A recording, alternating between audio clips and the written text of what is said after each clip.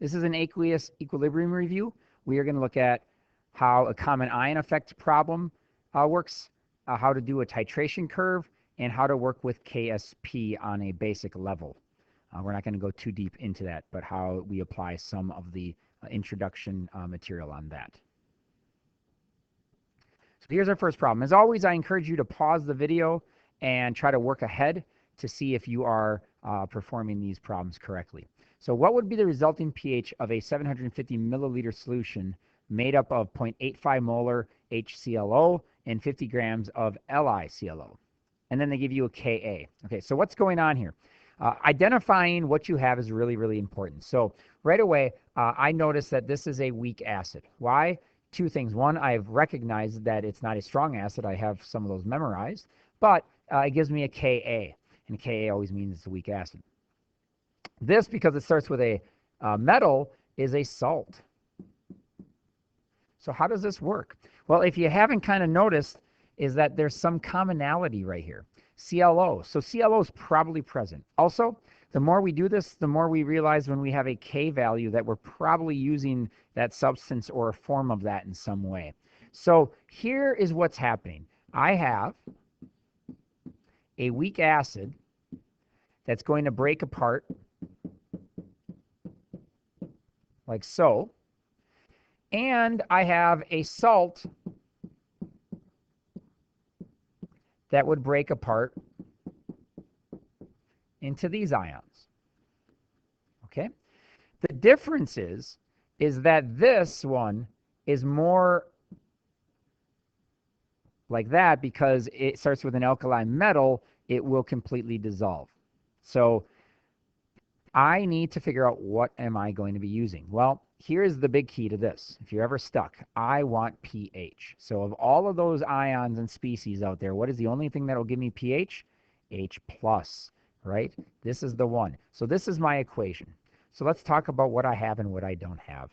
What I do have is I already have a molarity of my weak acid. Okay? But how do I implement the other part of that, the 50 grams of the lithium hypochlorite? Well, that is going to completely break apart. Okay, so whatever I have of my moles or my molarity of each of the ions are going to be of the same, reflecting the amount that I started with, because this is completely soluble. So what I need to do is get this into a unit that works in an icebox. So that's either moles or molarity. So I'm going to try to get this started. So the molar mass of that is 58.4.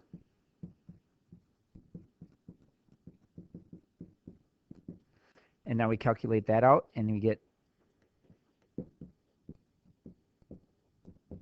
that many moles. Now, we could use moles, but I'm already in molarity. So what I'm going to do is I'm going to put that over my volume. And what I ultimately get is 1.14 molar. Now, what does that mean technically? Technically, I have 1.14 molar of the lithium and 1.14 molar of the hypochlorite. Well, I don't need that there. That is not as important as what I have over here. So I need 1.14 here. So I'm just focusing on the left side here. And in a moment, we'll just delete the right side. So I put a 0 there, and now I move forward. Now, a couple things with this.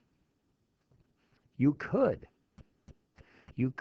utilize the K in this fashion, where you have minus x plus x and plus x.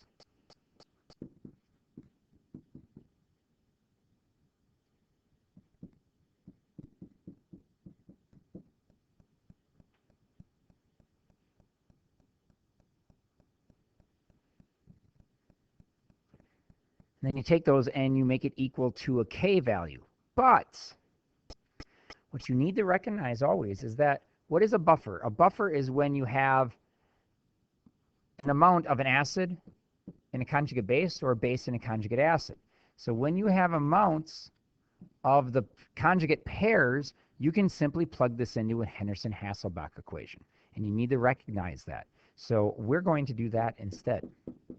So reminder,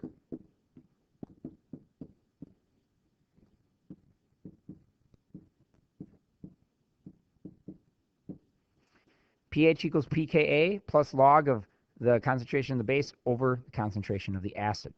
So I am going to calculate pH right now. Take the log, negative log of my Ka value.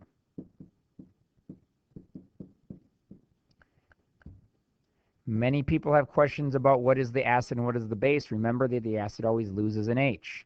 So my acid is 0.85. My base is 1.14. And now we calculate.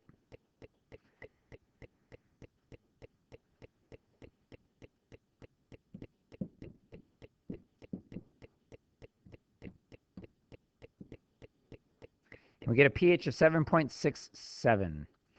Why it's a little neutral is that we have a lot more of the base than we have the acid, and this is already an extremely weak base to begin with. So in dissociation purposes, it will not have a very low pH. So we definitely a little past the neutral point.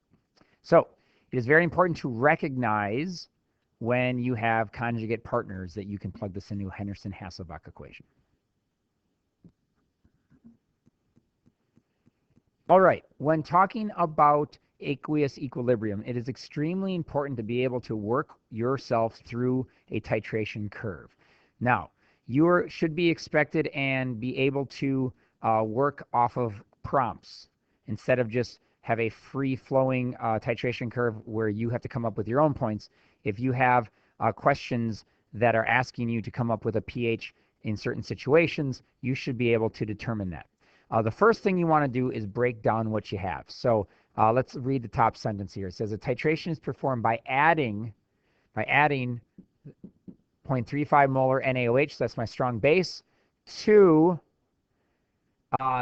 50 mils of a 0.5 molar solution of HCN. So this is a weak acid. Okay, so I'm adding a strong base to a weak acid, but I'm starting with the weak acid. So first, what I want to do is talk a little bit about labeling. So let's talk about that. We're going to have pH on the y-axis. 1, 2, and make that 7. And now I don't know the volumes yet, but I do know that I'm adding NaOH. So this is going to be milliliters of NaOH. Okay, so you may have asked to graph, or you may just be asked for pHs within a problem. So the first part of this says, what is the initial pH before NaOH is added? So that means we only have the weak acid. So looking at the weak acid, you may or may not need the equation, but I think it's always important to kind of just look at it, is a weak acid just breaks up into its ions, but it's not going to break up into them very far. So I have 0.5 molar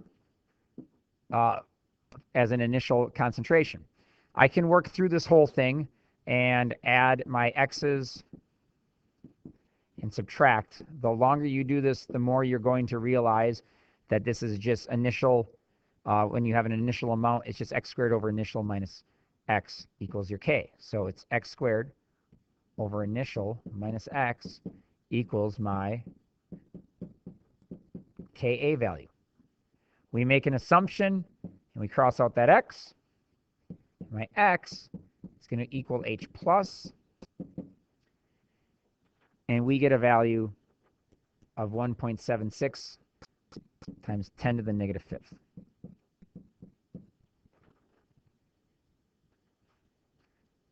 All right, I take the pH of that.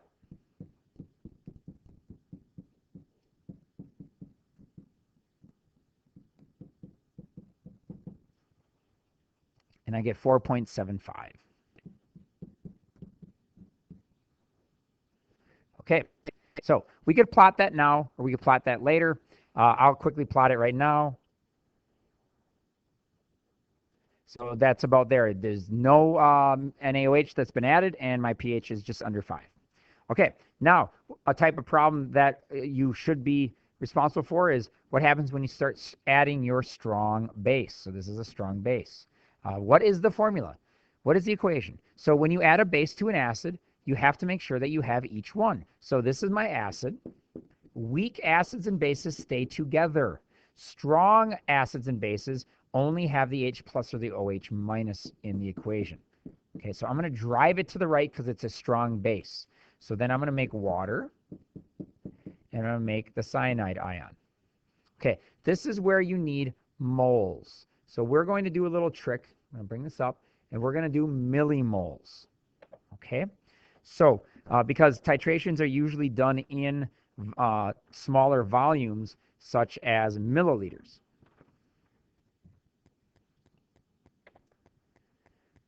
So I like to do the work right below it. So I have 50 mils of my HCN, and I have 0.5 molar of that. And I have 10 mils right now of my OH, and that is a 0.35 molar. Okay, what does that result in? Well, I have 25 millimoles of my acid, and I'm going to have 3.5 millimoles of my base. Okay, water is a liquid, and I have 0 cyanide to begin with. Acids and bases consume each other, so you always take the smallest number. That is like my X. So it's going to lose 3.5 on the left, it's going to gain it on the right, and when I'm all said and done, I'm going to have 21.5 millimoles of my acid still. I have 0, and I have 3.5 millimoles of my conjugate base. Okay, when you have amounts of an acid and a conjugate base, that is good, because then we can use Henderson Hasselbalch. So what do I need? I need concentrations. So what I need to do is put this over the total volume. So I have 50 and I have 10.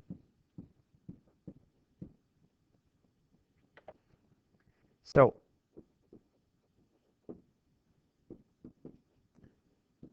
that's the concentration now of my HCN. And the molarity for the base.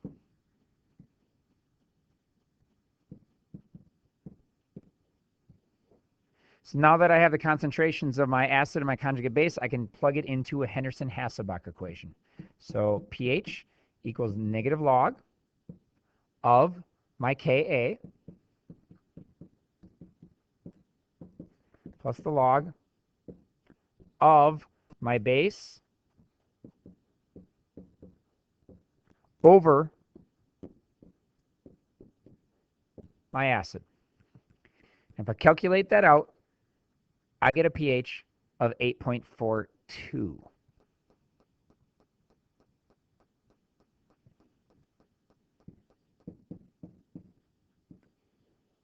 Now that seems really high, really fast.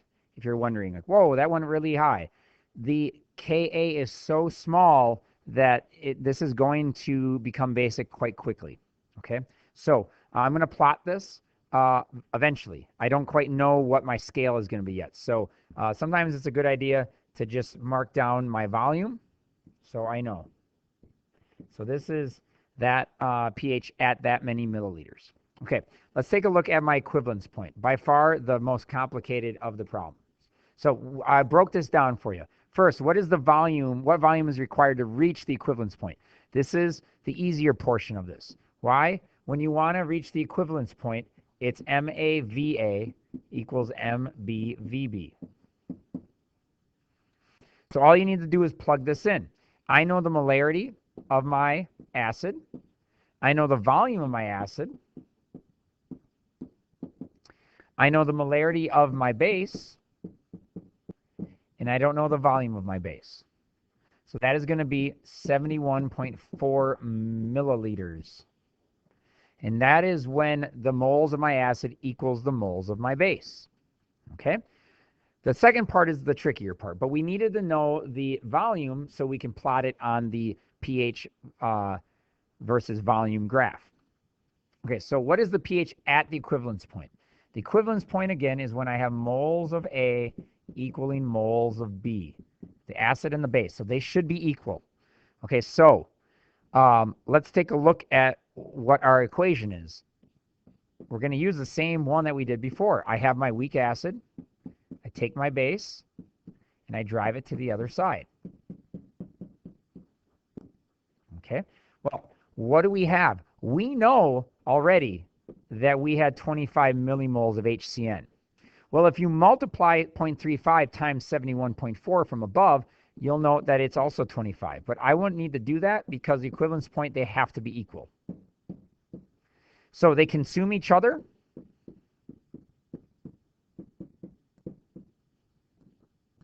I shouldn't have anything left and the equation is driving it all to the right, and I make the conjugate base.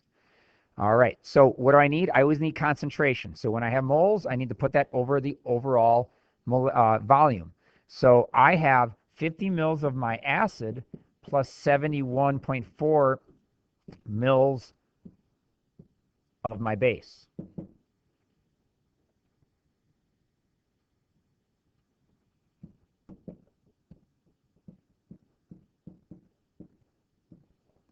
So I get 0.2059 molar for my CN minus. What is tricky now is that students have a hard time understanding where do I go from here. Here is what you need to understand. You can solve for pH in two ways. One, if you have two values, one for the conjugate or for the acid and the other one for the conjugate base or vice versa, or you have an H plus or an OH minus as a product. In this case, I have one value only. So I can't solve for pH at all. So what happens is the reaction drives it to the right. It drives it real hard to the right. And now what's going to happen is going to kind of redistribute going back to the left. So all I need to do is make this equation reverse itself and start from where I ended. So let's do that. So now I have reversed my equation. I am starting at the moment with this current concentration, and now the reaction is going to naturally reach an equilibrium. So now this is just an equilibrium problem. One more trick. I was dealing with an acid up here. Now it shows that my product is an OH. So I need a KB. So we're going to do that first.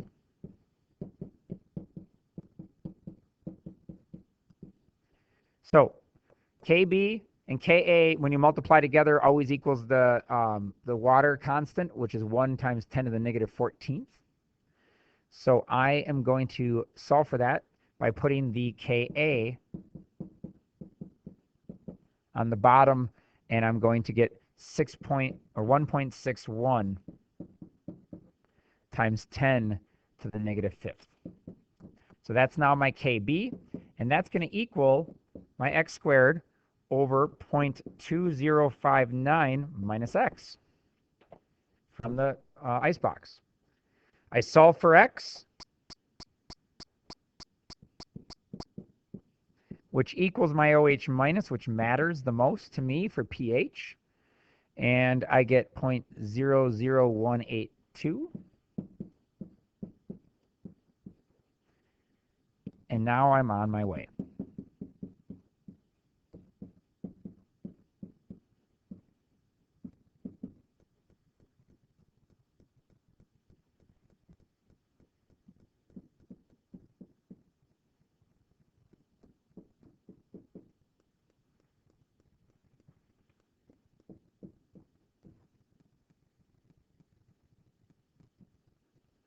So I have a pH of 11.26, and I do want to say where it's at for the base. That's at 71.4 milliliters. So that's my equivalence point. It is above 7, which it should be because I'm adding a strong base to a weak acid. Okay, 2 more here. What is the volume and the pH at the half equivalence point? And what is another name for this point? Okay.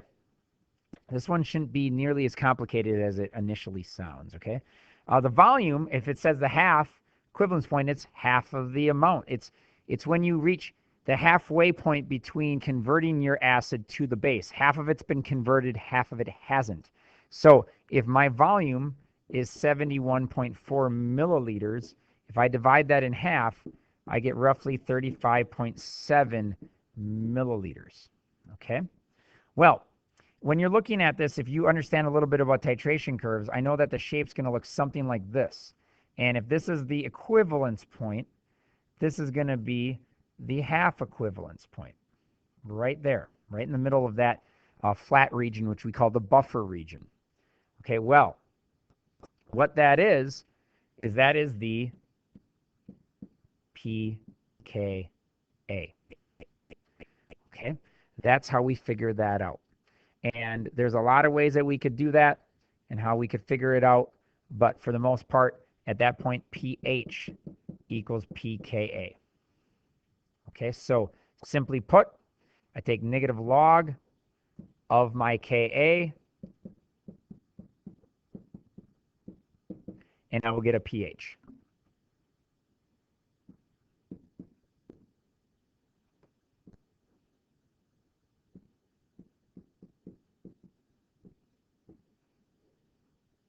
So I get 9.21 at 35.7 milliliters.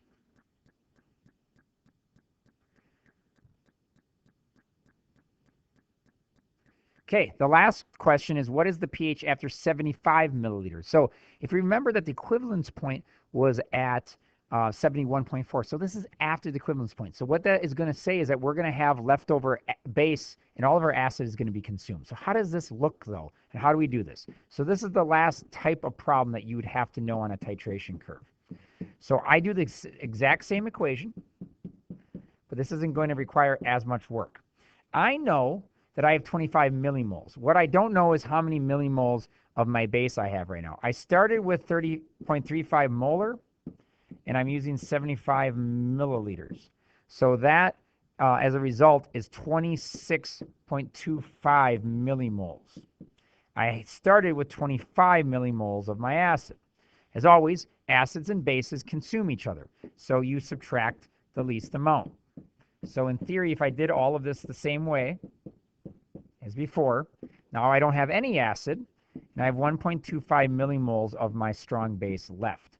And I do have 25 millimoles of my conjugate base. Now, if you look at that and you go, wow, I have a ton of conjugate base, and I have only a little bit of my strong base. What you need to kind of realize is that the strong base is all that matters, because that is pure OH. Everything else dissociates only a little bit. So I'm going to put it over the total volume. In this case, I get a 0.01 molar. If I plug that in to a pOH relationship,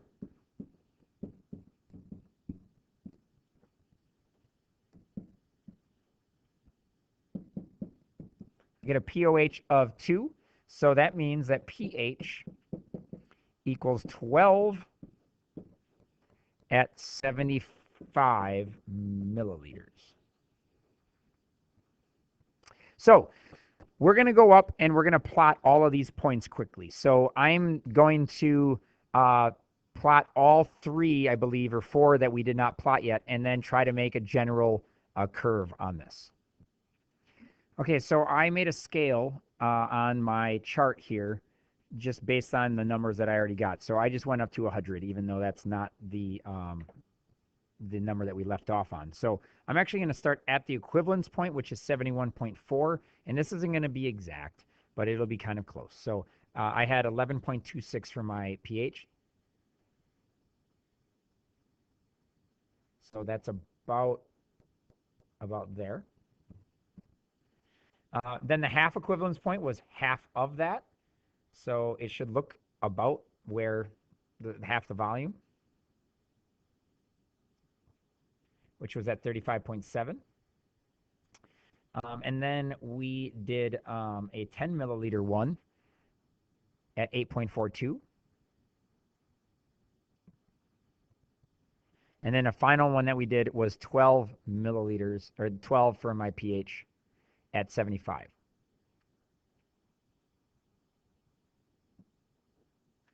So this is kind of a bizarre looking titration curve, but the more you understand about titration curves, the better off you're going to be in realizing certain things. So it increases quickly, and then it levels off, and then it climbs, and then comes out. And in fact, I would like to redo that again, because my equivalence point needs to be kind of in the middle of the climb. So I need a more subtle buffer region. So my climb is going to be quite small.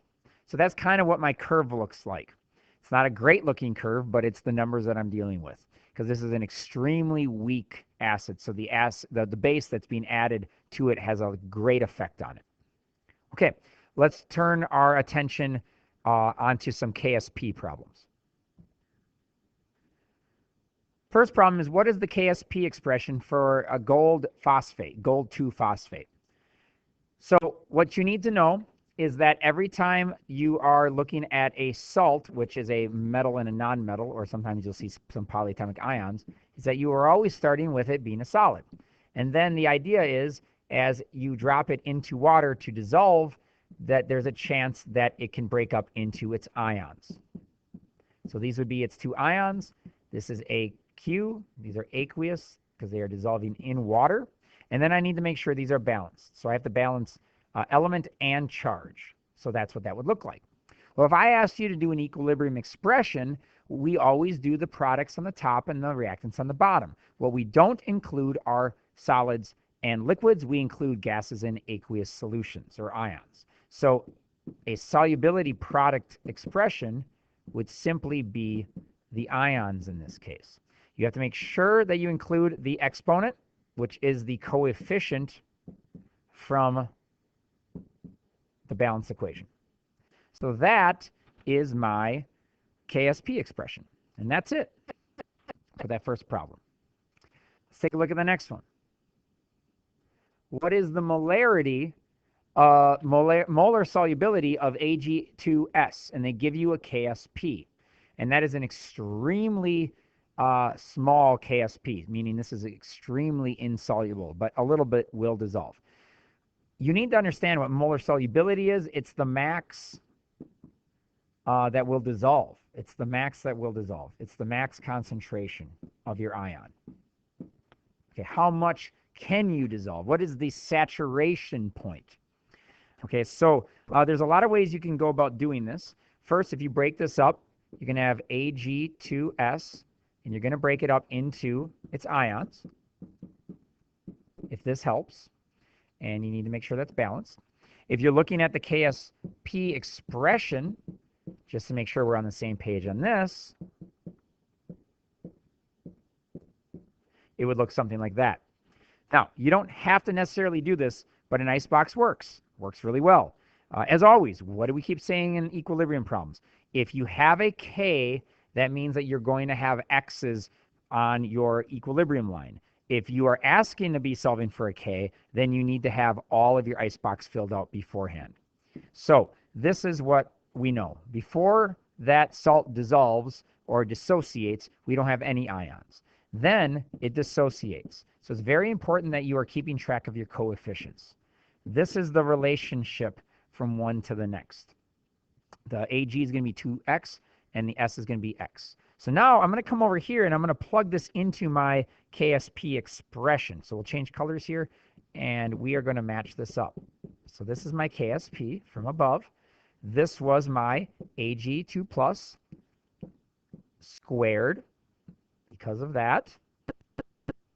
And my S2 minus is just x. So now I'm going to solve for x, but I will break this down just a little bit for us.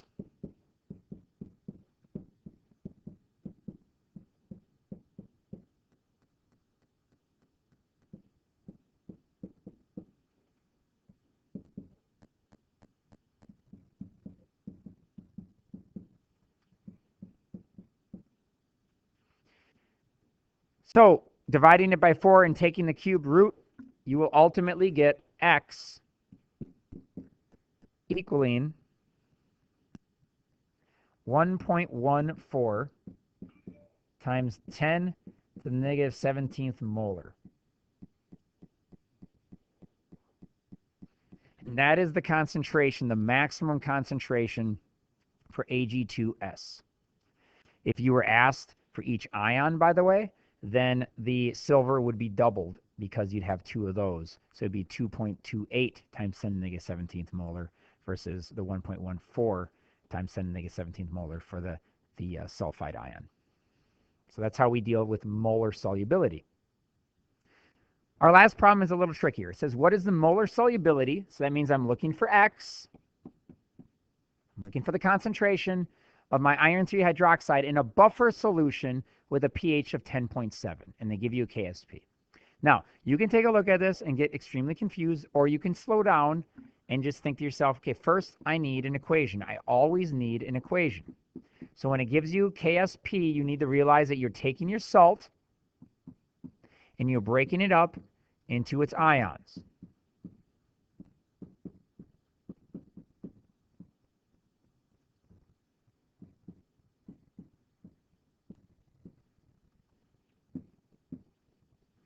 Next, we need to give the information that we know. So it hasn't broken up yet. What does pH always give us? pH gives us a concentration after something has dissociated. So when something has already dissociated, that means it is on my E line. So that is extremely important. So pH is always dealing with H. So first off, I need OH. So I need POH because I have OH in my equation. So first, that, I hope we agree, would be 3.30, my POH, because that added to the 10.7 is going to be 14. I take 10 to the negative 3.3.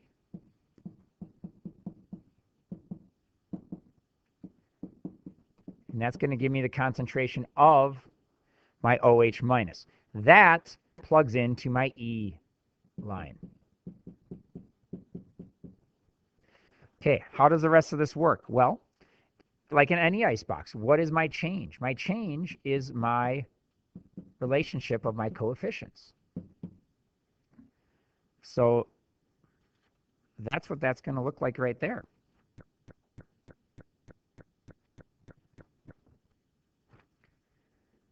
So I still need to solve for x. So I need to utilize my Ksp. I know it doesn't seem like I should, but I do. I need to use and utilize this because once I have a certain amount on the right side, it's going to drive the reaction back, and it might not allow it to dissolve as well.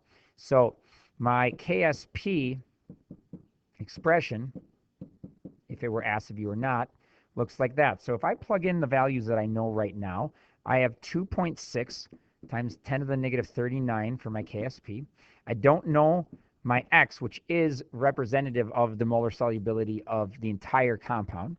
And then my OH minus right now is 5.01, let's say, times 10 to the negative 4th cubed. When that's all said and done, x is an extremely small number.